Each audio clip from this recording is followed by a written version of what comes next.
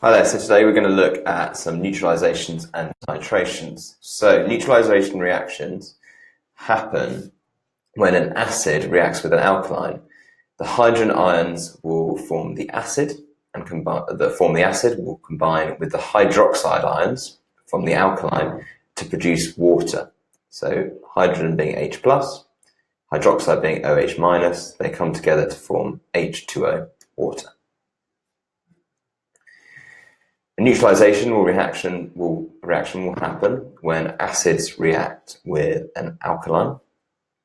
Which of the following is not found in the ionic equation for a neutralization reaction?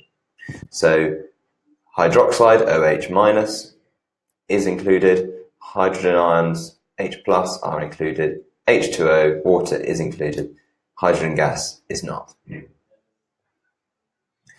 So titration is a technique that measures the volumes of acid and alkaline solutions that are needed in a neutralization reaction.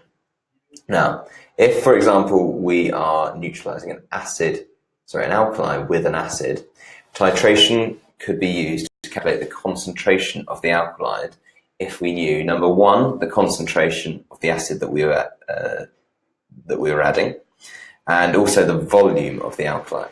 And then what we can do is we can measure how much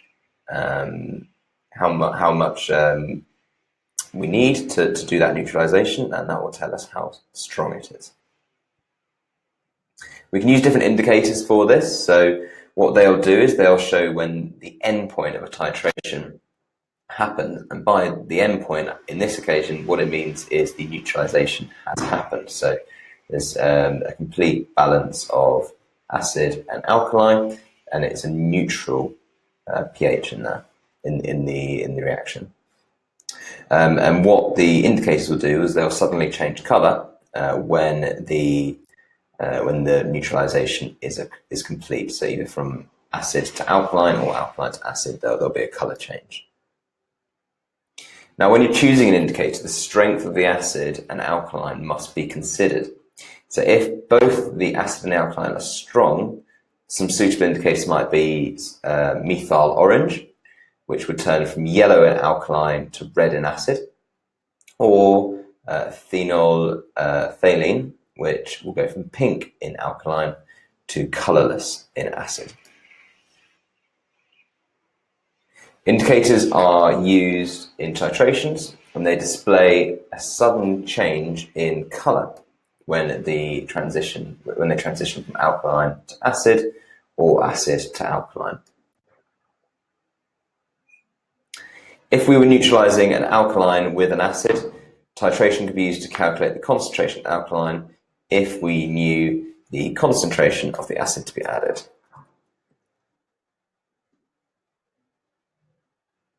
And also the volume of the alkaline that we had.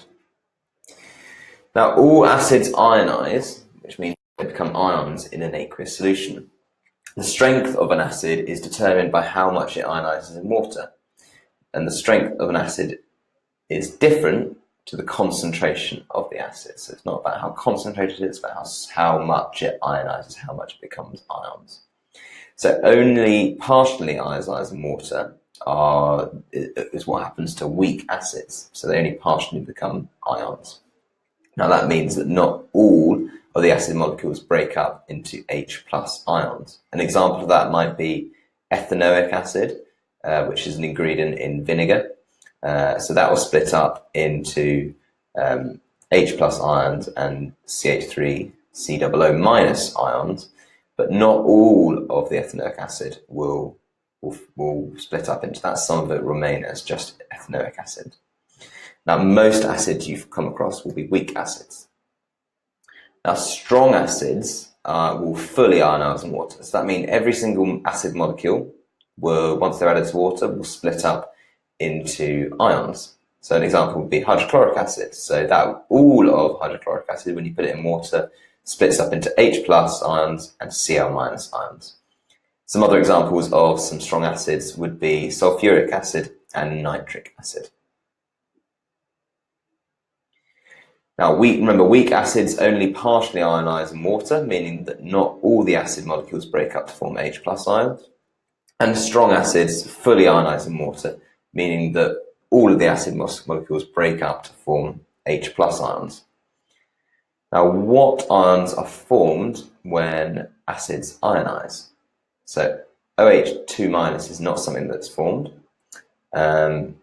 H plus is something that's formed. That's what the acid ion is. So H plus ion and OH minus ion. H plus is a hydrogen ion. OH minus is a hydroxide ion. Remember from earlier that if you put those two together in a neutralization reaction, they'll form water.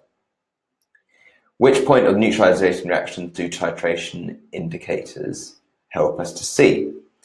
Now, that is what we call the end point. So the end point of titration, remember, is when the neutralization has occurred.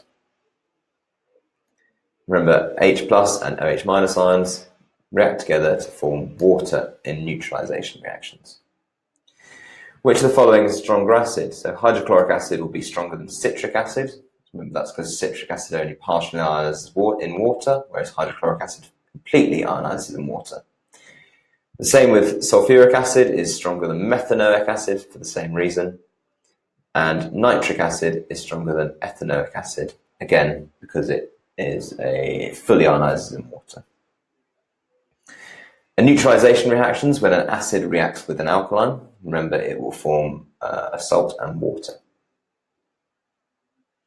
What ions react together in neutralization reactions? Well, remember that was hydrogen ions and hydroxide ions.